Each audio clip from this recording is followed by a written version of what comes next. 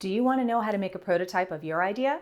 Stick around and see how I went from this to a licensed product. Hi, Lisa Lloyd here with more tips, tricks, and strategies to optimize and accelerate your invention licensing business success. YouTube is an awesome free way to learn, and you can support me making more free videos like this when you like, subscribe, and leave comments below. Now, most people don't act on their ideas because they don't know where to start, or maybe they do a little research and file their patent on their idea, but get stuck there and don't know what to do next. The problem with filing a patent fast is that you haven't even proven that your idea works. It's so important to prove that your idea will do the job that you say it will. Now, if you have something complicated with a lot of custom parts, building a prototype is a lot more difficult than a simple product. But don't worry, I'll show you what to do in that case by the end of this video too. I've always built a minimum viable product, or MVP, to demonstrate the concept for myself and the companies that I approach for licensing. Clearly it works because I've done it 8 times.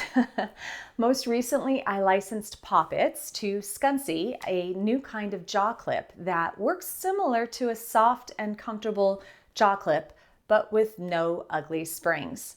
But it didn't start that way. In fact, I started by sketching a few concepts, and sometimes this happens, I just couldn't figure out how to do it. So I decided I needed to cut it out on paper. So I grabbed some scrap paper and I cut it up to shape it and taped it to make sure that I understood how I could possibly make it out of plastic or rubber. Then I went to a local store that sold smooth-on products. If you have one of these nearby and you're an invention nerd like me, then you will love this store. They had samples of all of the materials that I could cast, like these. So I was able to feel all of the different materials and find a way that I could use something with the right density and flexibility that I was looking for. I made several molds, experimenting with different materials and the dimensions of the barrette. When it came time to add the teeth, which would be way too hard to mold, I found out that there is a silicone glue that you can use to permanently attach plastic and rubber together. So I used the teeth from this accessory to individually place the teeth. All in, I spent less than $100 and probably about 40 hours experimenting with the different materials and learning how to mold for the first time, which was new to me, so I don't expect it to take that long in the future without the learning curve. In the end, I came up with several models that I could use to shoot a demonstration video, and it took me about 3 months altogether from that moment that I had the idea to licensing it. I hope that my story inspires you to come up with creative ways to build your own proof of concept and test your hypotheses out. Let me know in the comments below what you think you could do or used to prove your idea works. Now, let's talk about what your options are when it comes to prototyping. First, it's important for me to make sure that we are on the same page with the vernacular. A lot of different words are thrown around out there when it comes to prototypes. The word prototype is used loosely in the invention community. So for the purpose of this tutorial, I'm referring to a proof of concept or a working model. It does not have to be a beautiful, finished version of an idea that would finally hit the store shelves.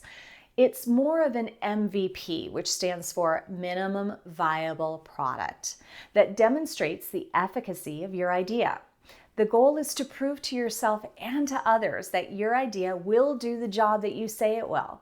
And in the business of licensing, it is often the difference between getting a deal or not. Here are the simple steps that you can consider when creating your own simple prototypes for little to no money at all. Start by sketching as many possible ways to solve the problem. I talk about why this is so important in my ideation videos, and I'll put a link to those below. But suffice it to say, your first idea is most often not the best idea. So take the time to brainstorm as many versions and variations as possible before you build anything by just sketching out all those ideas. Next, you have to test all of those hypotheses on the sketched ideas. Pick the one that you like the best, or maybe 2. I promise that you'll learn so much and often even improve your ideas as you build them. You will probably have something in your home right now that you can get started with. Look for materials that can be repurposed, such as cardboard, plastic containers, metal wires, or even other products that you can pilfer from to make your own Frankentype. Oh, it's alive! It's alive! It's alive! It's alive! Doing this will force you to think through all of the finer details of your invention. I've even used soda bottles and toilet paper rolls initially to flesh out ideas that ultimately went on to get licensed. And finally, it's in your best interest in the business that has such a high failure rate to do anything in your power to make it the easiest decision possible for your prospective licensees. Close any gaps in their mind that this is an amazing product idea and that it will do the job that you say it will. You have plenty of options here, as long as you remember that this is only supposed to be the minimum viable product.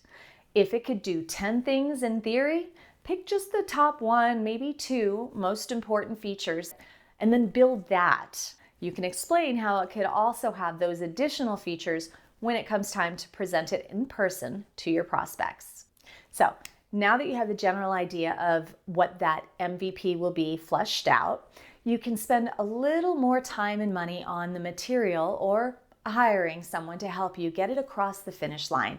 And you won't waste any money on the previous step with expensive materials or on the services of an engineer too early, for example. Here are a couple of things that you can easily learn how to do at home in your own spare time. You can learn how to mold plastic or rubber into custom parts like I did with poppets. This takes some time if you are just learning it, so be patient and remember that you are building a lifelong skill, so it's really worth the time. And you may want to invent and bring many products to market using these processes later. Trust me, there is a tutorial for just about anything on YouTube, so you can imagine there are plenty of videos and tutorials on how to use these types of products, how to create molds, how to cast them, and how to create your own products at home. I recommend smooth-on products, but you can pick up any of these types of products at stores like Walmart or Hobby Lobby. You have non-hardening molding clay, which by the way I purchased at Amazon.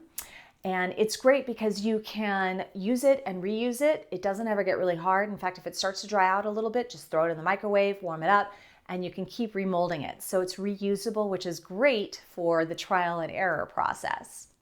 There are also several molding products depending on the additive that you plan on using to cast your parts out of, meaning which type of material. Whether it's plastic, rubber, foam, it's amazing what's available out there. You also have molding foam, which is often used for, say, cosplay costumes, for example. But if you have a game or a toy, for example, it comes out really soft and you just shape it into the mold that you want, for example, let it dry to harden, and then it still stays flexible, just like foam, so you can do just about anything with it when you're done and get the flexibility that you might be looking for with this type of material. And finally, of course, there is 3D printing to get a finished custom part with a lot of materials to choose from.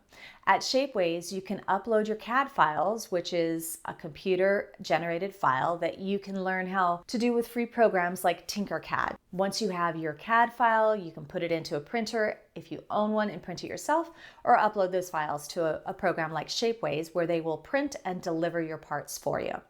Yes, you will either have to learn how to create these files or hire someone to create CAD files for you. But if you've followed the steps here, then you won't have wasted a bunch of time and money going back and forth with them, getting it right. They just need to make what you already determined from all of your experiments is the right final MVP. Don't forget that when you order 3D printed parts, you will still have to assemble them. They do not come all together in one part. So if it's something that has multiple parts that have to be put together, you're going to have to assemble them. But it's fun and very easy.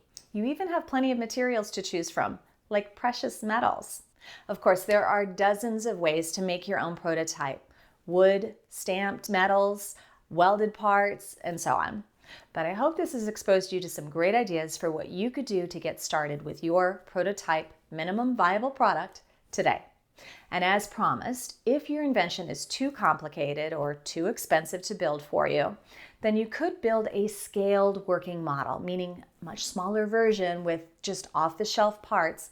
No matter how ugly the Frankentype may be, piece it all together, whatever you need to thoroughly flush out that idea so that you can be confident it will work. And then you can have professional art done, whether it's 3D sketches or traditional sketches or 3D photos or animation, to show how beautiful it would be in production. That's what I had to do with this product, my CO2-powered airbrush. I had this funky working model and ultimately these beautiful renderings done to make my case, and the first purchase order for this product was $1.2 million. And that's all it took to get started. So, if you're feeling stuck and confused anywhere on the inventor's journey, then book a free call with me using the link below to find out how you can invent, protect, and license your ideas like a pro. Or drop your questions in the comments below. I read and answer every one of them. And if you want more like this, then please remember to smash that notification bell and be the first to know whenever I post